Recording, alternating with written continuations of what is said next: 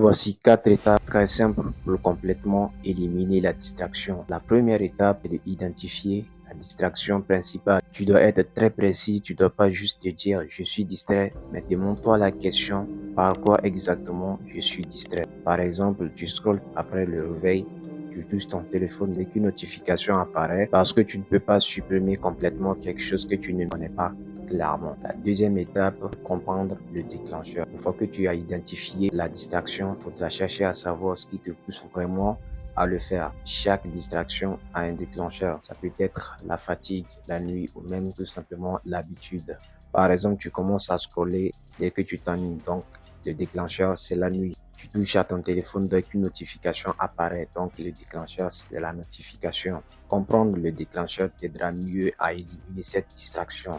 La troisième étape, supprimer ou de rendre l'accès difficile. Une fois que tu connais le déclencheur, il faudra chercher à savoir comment la rendre difficile. Pour ça, tu peux soit supprimer l'application, utiliser un bloqueur des sites ou même désactiver toutes les notifications. La quatrième étape, c'est de la remplacer par une action utile. Il faut savoir qu'on ne supprime pas une habitude, mais on la remplace. Pour ça, au lieu de scroller sur TikTok, tu peux regarder une vidéo éducative. Au lieu de scroller après 22 heures, tu peux commencer à lire 2-3 pages. Ça te permettra également de bien dormir. Donc, pour résumer simple, la première étape, c'est d'identifier la distraction principale. La deuxième étape, comprendre le déclencheur. La troisième étape, supprimer complètement l'accès.